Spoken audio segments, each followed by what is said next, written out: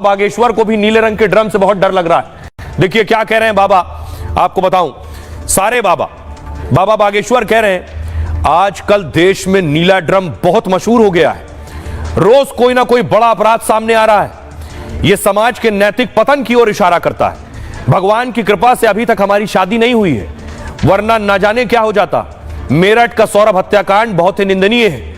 यह हमारे संस्कारों और पालन पोषण की कमी है। हम अपनी मूल पहचान और मूल्यों को भूलते जा रहे हैं, सनातन संस्कृति से दूर और पश्चिमी झुकाव की ओर है। बच्चों में नैतिकता तब आएगी जब उन्हें धार्मिक ग्रंथों से जोड़ेंगे। माता पिता बच्चों को रामचरितमानस और गीता पढ़ाएं।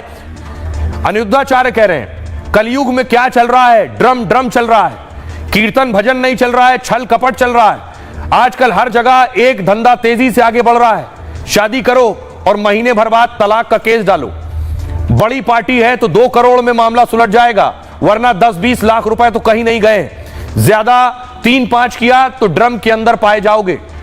देवकीनंदन ठाकुर कह रहे हैं हम भी कहते हैं बेटी बचाओ बेटी पढ़ाओ, संग में जमाइयों को भी बचाओ, पतियों को भी बचाओ।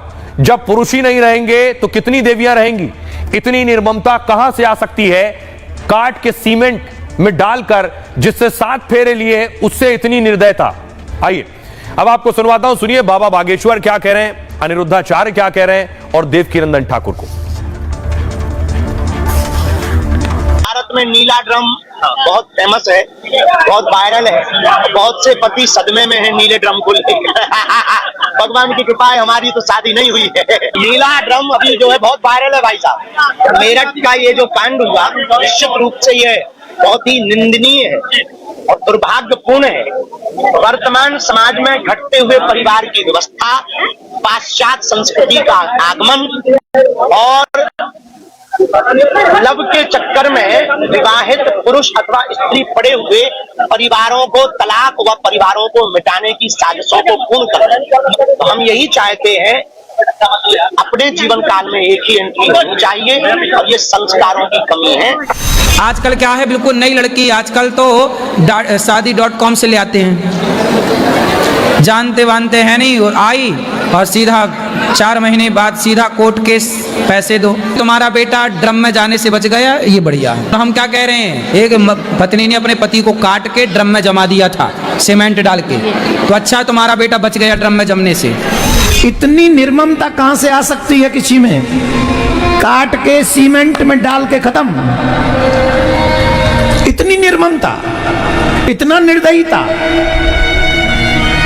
अरे जिसके साथ 7 फेरे लिए हैं उसे हमने पता नहीं कैसे कैसे काट दिया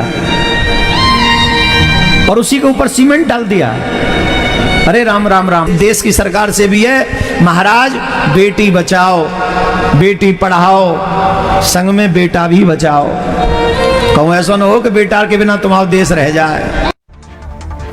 और इस मामले में जांच भी हो रही है, पुलिस सबूत जुटा रही है, क्योंकि चार्जशीट फाइल करनी है। मुस्कान और साहिल को सजा तक पहुंचाना है। तस्वीर आप देख रहे हैं, फॉरेंसिक टीम पहुंची थी दरअसल सौरभ के घर में जहां हत्या की गई थी, वहां फॉरेंसिक टीम पहुंची थी जांच करने के लिए, सबूत जुटाने के लिए। आज साहिल की नानी जेल पहुंची है। अगली तस्वीर देखिए, यह साहिल की नानी है जो मिलने के लिए अपने नाती से जेल पहुंची।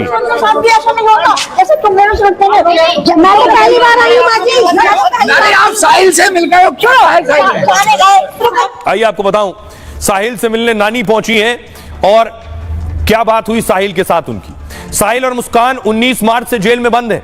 7 दिन तक जेल में दोनों से मिलने के लिए कोई नहीं आया।